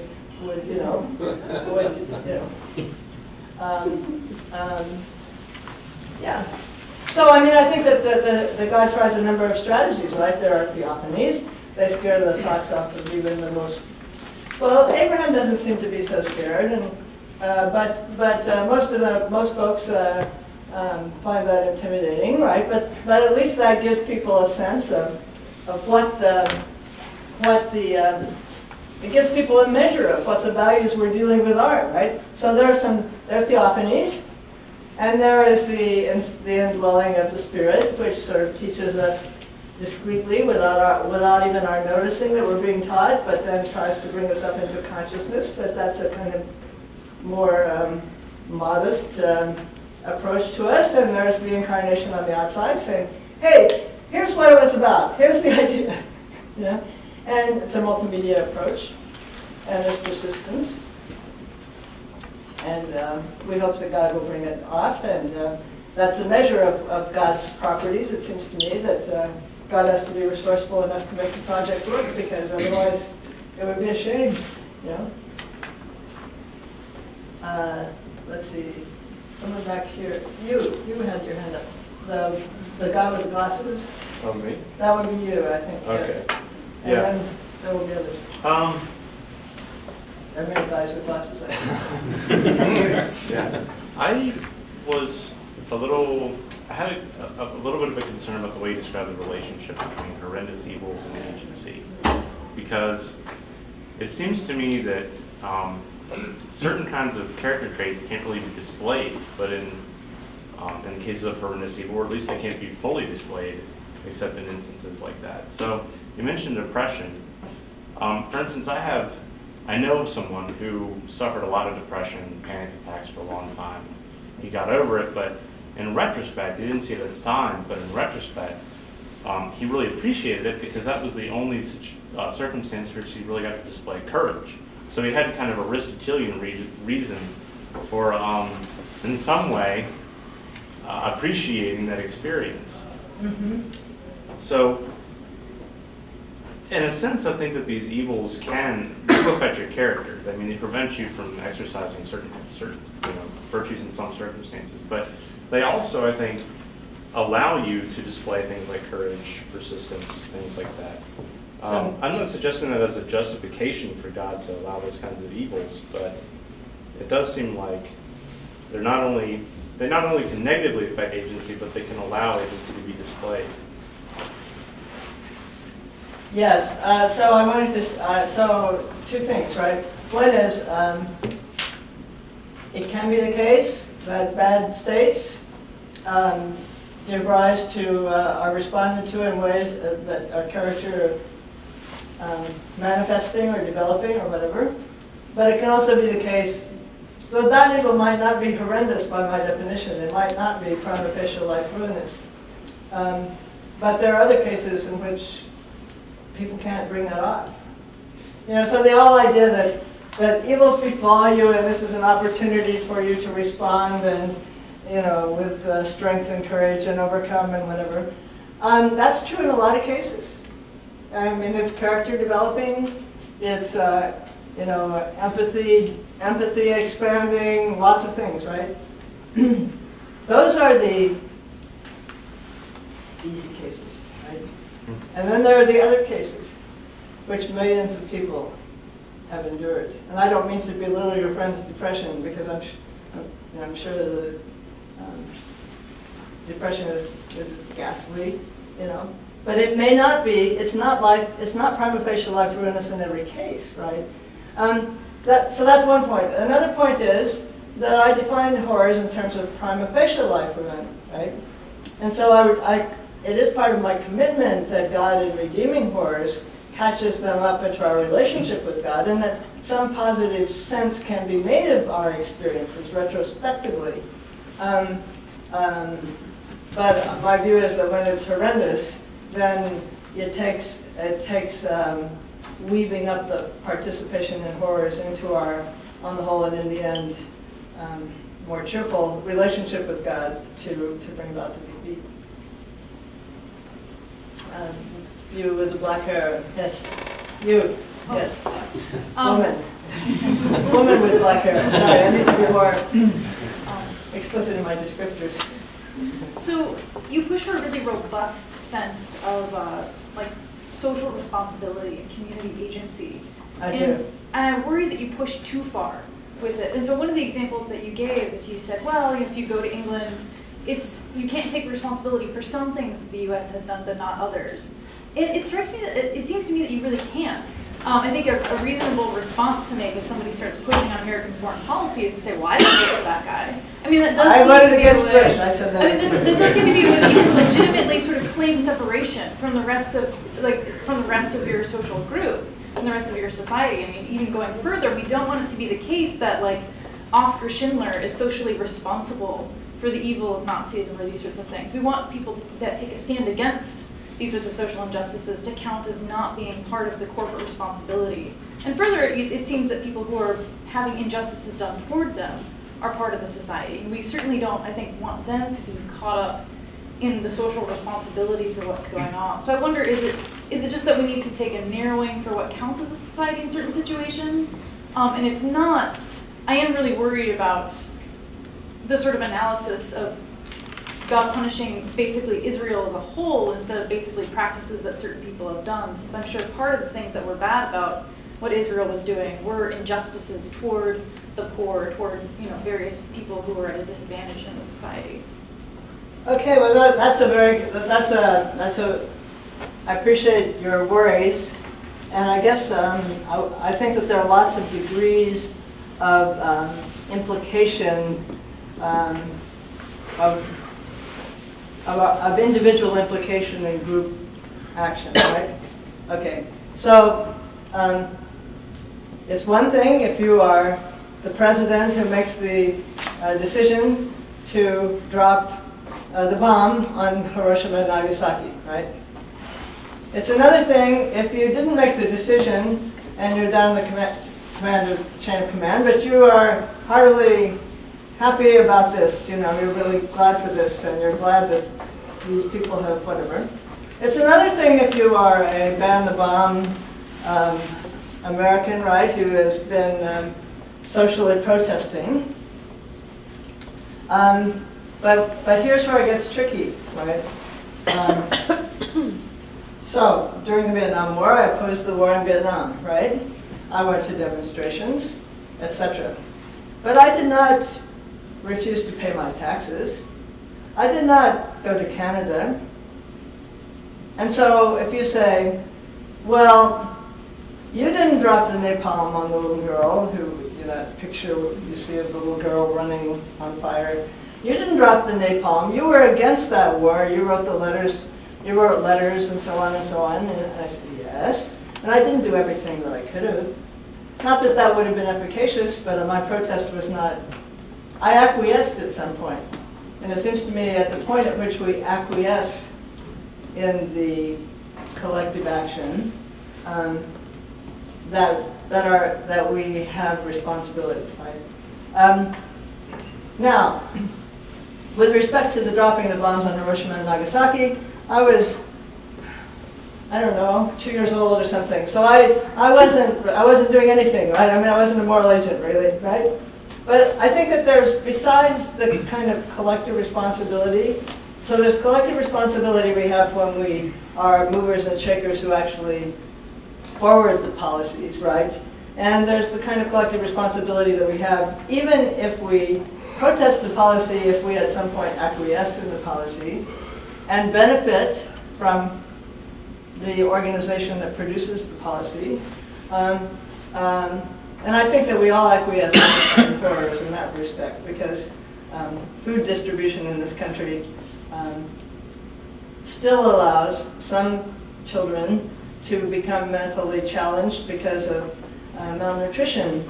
And whatever we may have done to give to food this and that, we've acquiesced in the system of distribution. And so our hands are not clean, I want to say. But there's another category, which my friend Bob Adams has which is a category of ownership, right? There is, which is different from and might or might not carry an assessment of guilt, but would nevertheless give you dirty hands, it seems to me, right? Where I say, but I'm a member of that group, you know. So if I, who was too young to be involved in the war effort, directed myself, say, we won the war for you. I never said that, how do I say that? But I said that, right? Then I should also say to the Japanese, we wiped out your cities. You know, and that would be a we. I would be owning that horror, right? And I think you might say, well, that doesn't make you morally guilty. And I think, well, yes, but my hands are not clean. I live in a society that regularly perpetrates horrors and stands ready to perpetrate horrors on others to protect itself. And I identify with that society, and my hands are not clean. So I think I myself I haven't done the work that needs to be done, and I suppose Bob has done some work towards it, but I think that drawing a lot of distinctions is appropriate, that there are lots of different degrees of implication, right? But I still think that there is. I don't think that just by carrying a placard, which I have done, gets me off the hook. Now, as for the Bible, I mean, the Bible stories, you know, they're written up in a time where the stories were told in a time when it was a sign of that wiping out cities and populations was a sign of how much there was to you and all that, right? And the good warriors do things like that and so forth. But it's sobering to see the kinds of things that are tolerated and commanded. Yes? Just a definitional question. Did I understand you saying that you wanted to replace the paradigm of autonomy with the paradigm of perichoresis? I was suggesting that we should explore that. Ah, so it's just a suggestion, because... Well, I mean, I myself am kind of embrace it, but I don't think I have fully developed it, so, but yes. Yeah, so I was just going to ask, because you could hold on to, say, a Kantian view of autonomy and still maintain the broken timber of humanity and have a rather pessimistic view of politics. And so I think you could actually have a concept of autonomy that is nevertheless theologically rich. With perichoresis, I would have thought the obvious use of that term would be in relation to the immanent Trinity, and I thought, given the rest of your paper about the trust relationship between God and human beings, that would seem a rather odd model to employ in this context. Well, here was the idea that human agency doesn't do too well for itself, but that it's dysfunctional. But maybe that's because it's not functioning the way it was designed to function. How was it designed to function? More in sync with the inner teacher, if you want to use Augustinian language, the inner teacher, the indwelling spirit, the indwelling Trinity. The Bible kind of waffles on exactly who or how many are indwelling, but let's just go with the West and say the whole Trinity is indwelling. And that somehow waking up to that and becoming more sensitive to that is part of the spiritual quest, right? I mean, if you read somebody like Bonaventure, say, and you're supposed to work to develop moral virtues if you can, but after that, there are these gifts of the Holy Spirit and so on. What are they supposed to do? They're supposed to sensitize you to the presence and motions and impulses of the Spirit, right? And that all suggests to me that a kind of functional collaboration was the kind of model the Bible was forwarding, so that created agency does kind of image the inner Trinity, or was meant to. Of course, we botch it up so badly it doesn't get very far in most cases. But John's Jesus is supposed to be kind of a paradigm, and some of the things in St. Paul might be thought that way, or the way Peter, who was such a bungler, suddenly, is going out there with all of that force and vigor and wisdom and whatever, that we're supposed to see this as what we're aiming for. So I don't think it's an odd model, but it's not something that's featured in moral theory so much. Mike, you had it. Yeah, I want to ask about your ideas about friendship and partnership with God. Yeah. So in lived experience, friendship with God doesn't look anything, in my life anyways, in the lives of most people I know, like any of my ordinary friendships, right? My ordinary friends talk to me, and when I'm suffering, they lend a visible hand and they comfort me and things like that.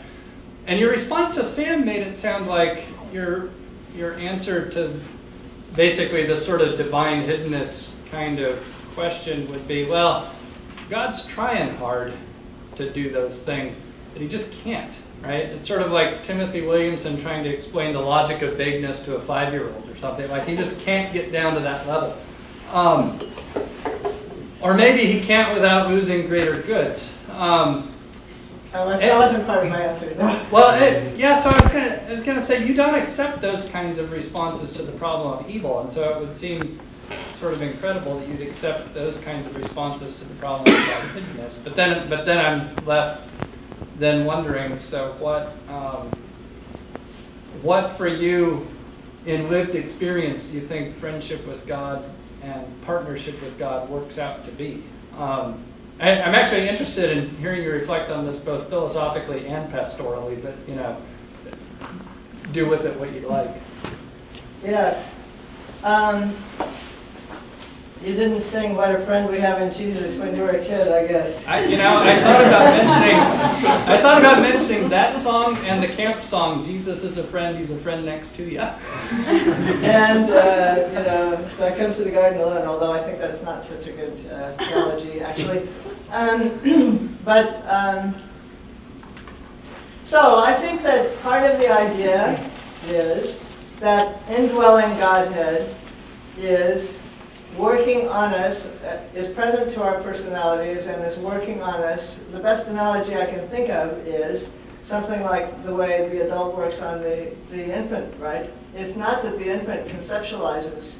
It doesn't say, oh, there's an adult out there trying to do something for me, right? It has no, at the beginning it can't recognize that. That's something it has to learn, right? And so the idea is, well, there's a big size gap, and it's something that, the spiritually advanced, which I am not one of, say we have to wake up to, and that you wake up through a process. And most of us don't get very far, but that doesn't mean that a lot isn't happening even when we aren't conscious of it, right? So the idea is that there's a kind of personal presence that doesn't abandon you, come hell or high water, come joy or happiness or hell or high water, that there's a personal presence that is always with you and collaborating with you, even apart from your consciousness. Now, if you want to get more conscious touch with it, well then, the idea is, well, there's prayer, right? And there's more prayer. There is certain kinds of action, collective action. There are certain kinds of personal relationships with other people here below and so forth that facilitate these things. So I think the whole issue about divine hiddenness is, I think it's a problem insofar as horrors can sometimes smash a person's personal capacities to such a degree that they can't function spiritually in the way that would lead one forward, right?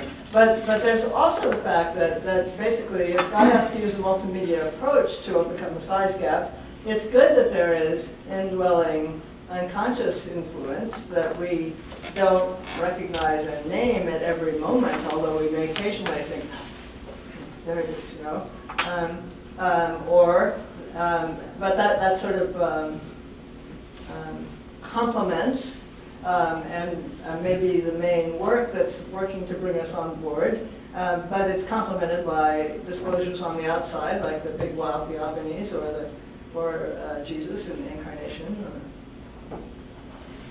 Not anything you might have not already thought of.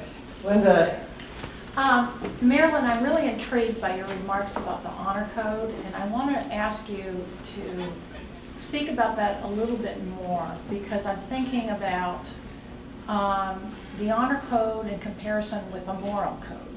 So you mentioned that shame is the appropriate response to a violation of the honor code. You didn't mention, but I think people sometimes say, guilt is the appropriate response to a violation of a moral code. And shame and the honor code have to do with status relations, whereas the moral code and feelings of guilt have to do with personal relationships. So guilt is much more closely tied with love than shame is. And so this question actually connects a little bit with some previous questions that have to do with, there's some tension, I think, in the idea that God wants a relationship of friendship and love with us. If you're going to think of that relationship in terms of an honor code, which is status relations, rather than a moral code where guilt is the particular feeling of moral response to a violation of a personal relationship. So if you think of it in that way, some of your remarks seem to tie much more closely with thinking of our relationship with God in terms of a moral code, even though the metaphysical gap is tied more closely to an honor code. Well, I wonder about that. So I think that what's at stake in the honor code is how much is there to you as a person, right?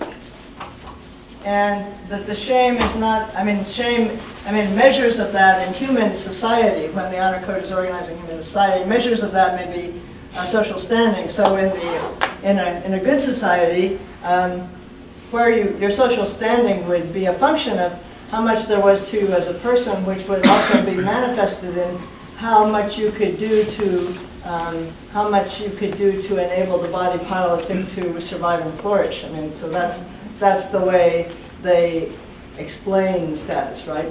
But the core idea is not status. Status is a posterior. It's not social status is a posterior idea, and the foundation of it is supposed to be how much is there to you as a person to when you follow through on your commitments, and is there enough to you to provide the necessities of life and well-being for yourself and for others, and so on and so forth.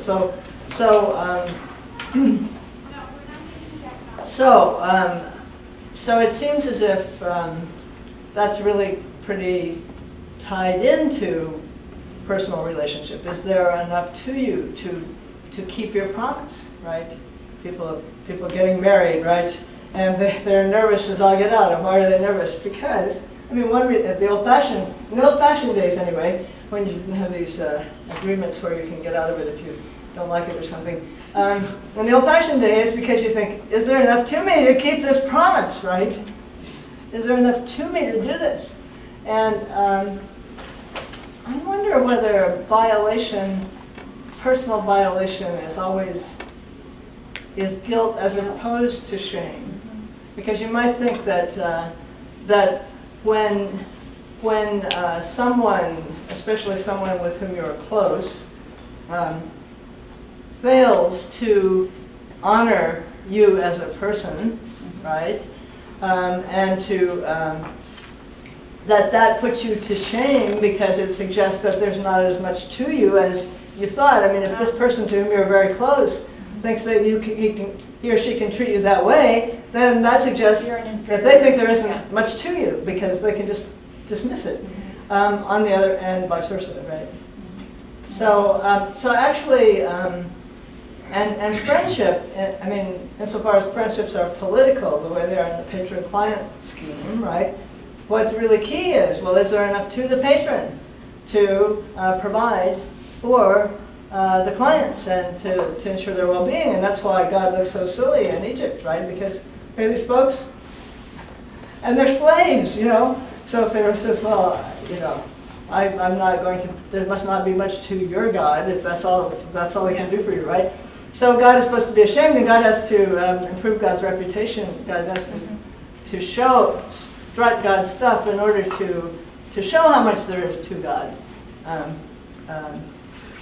persuade the people to trust Him again. Yes. I wonder if I could come back to your answer to the first question, Dustin's question. I may be a little slow, but I didn't really follow. And in particular, the first medieval argument that you mentioned. Oh, yes. I wasn't sure whether you were endorsing it, but I didn't see the force of that argument. So suppose I have a teenage child who is a scoundrel, right? And so there's some things that are lovable and some things that are not so lovable, and perhaps on balance I decide I don't love this kid. I don't see how that affects the status of my obligations toward that child much at all. And I don't think that whether or not I myself am really good at judging how worthy of love or unworthy of love the child is makes a difference either. So even if I'm much better than I in fact am at judging those things, it seems to me I still have the same obligations that I would have had even if I decided to love. Well, that might be true about intrahuman beings, but I guess that where we do have obligations to each other, right? But I guess the claim is, well, there's metaphysical excellence in anything, or else it couldn't exist, right? But sometimes there's not a lot of metaphysical excellence. So ladybugs are excellent, but there could be reasons for making ladybugs, and there could be reasons against making ladybugs. You know, platypuses are strange and wonderful. They have an excellence, but there could be reasons against them. One could think of some other world design in which there wouldn't be any reason to make them, right? I mean, you would have reason not to make them because you wanted to make some other system of things, right? And so I guess the idea is that, well, human, man may not be the noblest of creatures, but pretty high up on the natural kind list of excellences, but it's still not compelling. No, I understand, but if God does create us, I don't think he has obligations to us. No. The claim would be, I mean, what Scottish claims is, well, God has obligations to God's self, to be true to God's self. In other words, to be consistent of purpose, for example.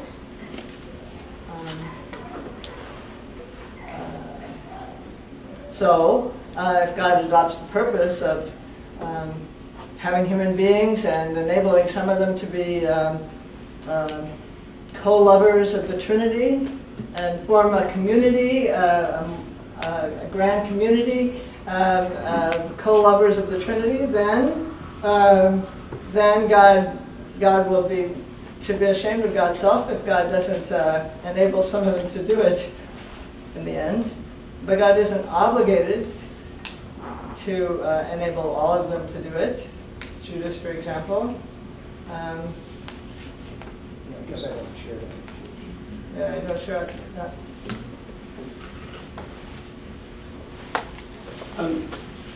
Part of what I love about what you're doing is that you capture an apocalyptic element of human existence. And what's at stake there, I think, is that you lose your bearings. I lose my bearings. One loses one's bearings in apocalyptic worlds. Maybe one's moral bearings as well.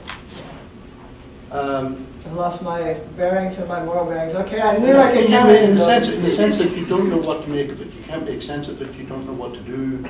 You may have certain moves that you want to make, but it's a morally very complicated world. And maybe it just calls for action, period. Now, when it comes to the soteriological side, you're pretty keen to lay out the explanations why God does it this way rather than that way. My question goes back to creation, which I'm not clear about where you are on that. And it's entirely, I'm sure, my fault. But you discussed at the end the issue of whether God has set us up for horrors or not. Yeah. You think he has? Yes. What I mean by that is, I mean, I put it, set up as a kind of pejorative way to put it, but I'm trying to get people to pay attention to the fact that God has put us in harm's way and left us there. To the point that millions of people have had their lives, at least prima facie life, ruined, right? Yes. I think that. That's what I think. Is that within shouting distance of sort of more Gnostic view of creation? It's really given materiality and given the way that you've been made? People are always accusing me of being a Gnostic, and I'm not. Well, this is a serious question. No, I know it's a serious question. And it's related also to the way in which you cherry pick, if I may say so, beautifully, and I don't disagree with it, the fall story, where you like the move on maybe the guilt we could make sense of. But most of the fall stories that are out there in the West also are in efforts to deal with the horrendous evils. I know, I realize that. That it seems to be is swept away in what you've got here. So yes, I'm not it seems to be your doctrine of creation is pivotal in this. And I'm not using the Gnostic as a guilt by association. I'm really saying that it seems to be this structural parallel in the way that the move that you've been. Okay, so here's the thing. If you ask me to elaborate my own hypothesis about God's motives in creation, here they are. This is a hypothesis, however, right? And you're quite right. You're quite right that I do not like the Adam's fall hypothesis. I don't like that. But here's my hypothesis. My hypothesis is that God loved. This is not much. It's not much of a hypothesis, really. It's just a redescription of the facts. God loves material creation. God really likes the material world, such as this one. The evidence for that. God made it, and so God must have wanted to make it, right? And that God wanted it to be as godlike as possible while still being a material world. So that means it has to be dynamic and not inert. Partly to the contrary. It means that it has to be alive and not inanimate. It means it has to be personal. And human being is where you get to the max. Well, and being personal, that God wants to make the material world holy. And we are the sites where that can happen. But it's a tough assignment. Now, so I think that material animals is what we are. And this world, our being in this world is not a big surprise because this world is our natural home. It's where we evolved.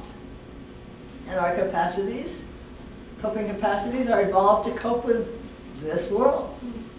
But that personal animal is a very fragile thing, and in particular that it's radically vulnerable to horrors. And that we are, on the one hand, kind of key to God's projects with material creation. Maybe there are other material beings that are too, but I don't know about them, right? And at the other hand, we're the point at which we bear the big cost. And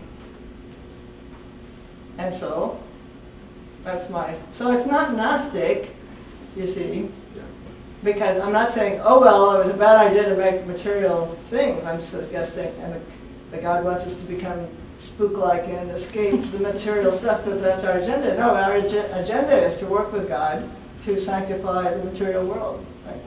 Right? Which, as Mike points out, is an assignment that that's very tough to cooperate with, however much we try, but nevertheless, if that's the project, that's my theory. So part of it is not much of a theory, right? Because it's just saying, well, God, if you believe in God, which I do, and you think that God made the world, which I do, then you think, well, okay, God wanted this world. And then you think, well, it's okay, suppose that God wanted a material world.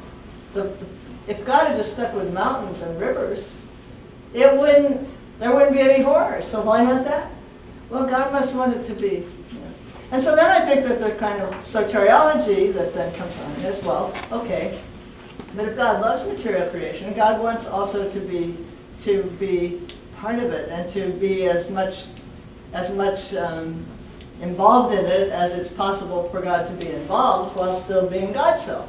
And guess what that would be? The incarnation, my favorite. So, yeah, and that's really key because that's part of the way that God is able to, through solidarity with us, catch up our participation in horrors into relationships that could be incommensurably good for us on the whole and in the end. So that's the idea. Not Gnostic. Yes. So I think it's not contemporary moral theory per se that might shed light. It's contemporary method in some areas of moral theory. So for instance, famous examples about triage, transplant, and trolley, they both generate theories, and the next one in line constitutes a counterexample, and a new theory is offered. So in triage, you have 6 people in need of, say, a certain amount of blood, and you can only save the 5 or the 1. You can't save all 6. You ask people what their intuition is. They say, well, you ought to save the 5, other things being equal. And then that generates the idea that maybe utilitarianism is the sort of basic principle. Then transplant comes along. Should you cut somebody up to save 5 people, distribute his organs? Oh, no, that's not right. Oh, why not? Oh, that involves killing, and killing is worse than letting die. And trolley comes along as a counterexample to that. And the beat goes on. And what happens in in the problem of evil, I think, is there are examples that are produced by parents and how they would prevent suffering from their children. And people present a conditional that says, well, if God were good and all-knowing and all-powerful, he would prevent suffering. And people present counterexamples. Well, he would at least prevent horrors, and people present counterexamples. He would at least prevent unnecessary horrors, and people present counterexamples. And I say he would prevent excessive, unnecessary horrors. And I think nobody can produce a counterexample. And then the next premise goes in the problem of evil, but there are way too many horrors in the world.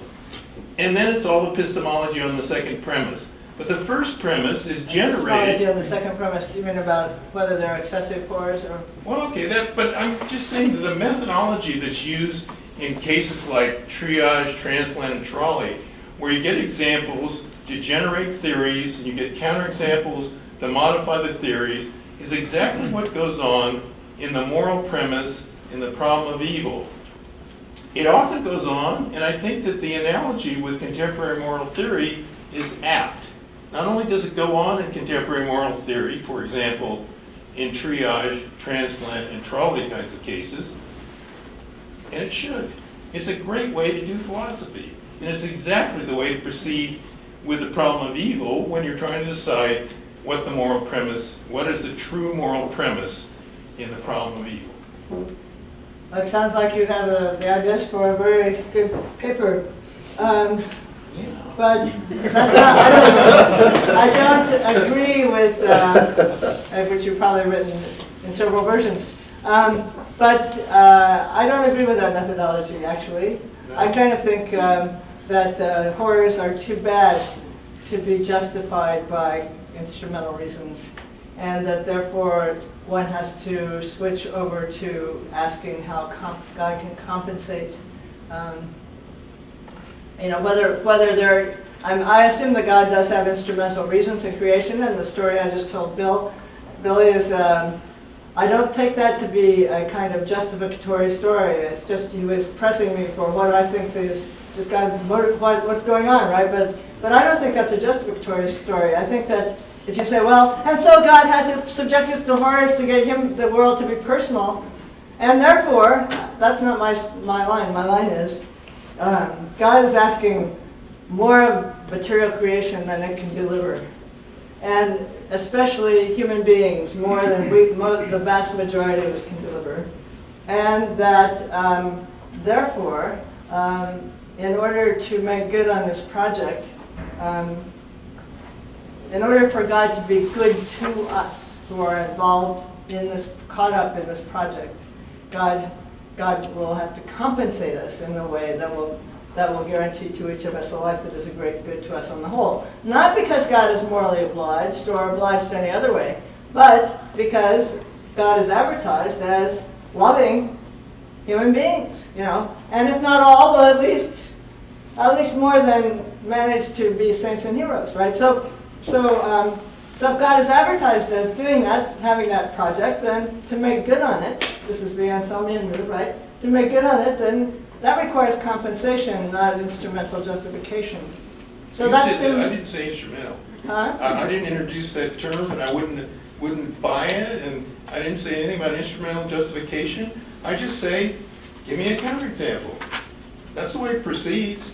Give me a counterexample. Peter gives counterexamples to when people say, if God exists, then there would be no unnecessary suffering. That's good. So what's a counterexample? I'm just saying that's the methodology that parts of contemporary moral theory follow, and that's what we can learn from. I'm a slow learner. I confess. Yes. I wonder if there's a resource in an unexpected place in trying to address how God is good despite the metaphysical gap. So I found it surprising in reading figures like Scotus and Calvin who want to affirm that gap, that they'll say God is a law unto God's self, yes, in a way that they think is not something to be embarrassed about, but something to celebrate. And I wonder if the fact that God loves most that which is best gives us some assurance about the character of God, that God's self-fidelity gives us, who don't experience, when we have questions about whether God is for the good, when we see God being a law to God's self, with God affirming God's own goodness, that gives us some affirmation so that we can trust a God who doesn't default on the primitive obligation to love most of that which is best. So my question is, trust for what? Right? So I trust God to love the best the most. I certainly do. But I think that what generates the animus about the problem of evil is, well, does God love us? Now the Bible, even on, I'm a universalist, but even if you aren't, the Bible suggests that God loves a lot of people, right? And so, but a lot of people, millions of people, suffer horrors and die without any resolution to that, right? And so then I say, well, whether the mere fact that God is true to God's self doesn't reassure me about them or me, because I have to know what God's purpose is, which Calvin would say is mysterious.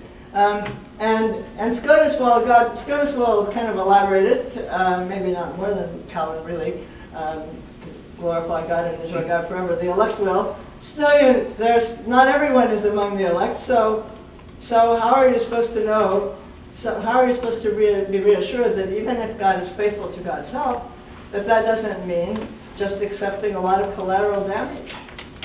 So there's a limit to how far that reassures me. I mean, it assures me of God's excellence, God's being a great image cannot be conceived, okay, that's fine. But that's why I think that it's not enough to be saying, God didn't violate God's obligations. God does not violate our rights. I want to say, I believe that. God does not violate our rights. I concede that. But that's not my question. My question is, is God my friend? Is God for me or against me, right? That's what I want to know. And I mean, that's of course what many Calvinists in the colonies wanted to know, am I among the elect or not, right? But is that the problem of evil, or is that just a different problem? I don't think it's so I think there are many problems of evil, right? Yeah. Okay. So some philosophers will say, the only problem of evil is, can you provide a morally sufficient reason why God permitted evils in the amounts and of the kinds of the distribution we find in this world? If you don't give me a reason why, then you haven't solved the problem of evil. And I say, well, fine, you can have that one. But what I'm interested, I thought the problem was, how can we reconcile the existence of an omnipotent, omniscient, and perfectly good God with the world as we know it? And then, of course, a lot turns on what you mean by perfectly good. But since I'm a Bible-built person, I was reared on Jesus loves me, this I know. See, I want to know whether, how to reconcile this world with Jesus loves me, this I know, right? And not just me, because why me? How about all those people who died in the typhoon, or in the camps, or whatever? I want to know that question. Now you say, well, that's a different question. And I say, fine, but that's a problem of evil, which is religiously key. I think it's religiously key. I think it motivates. It's what people worry about when really ghastly things happen to them or those they love, And, so that's... And I think we'd better stop at this point and thank Marilyn. Well, thank you.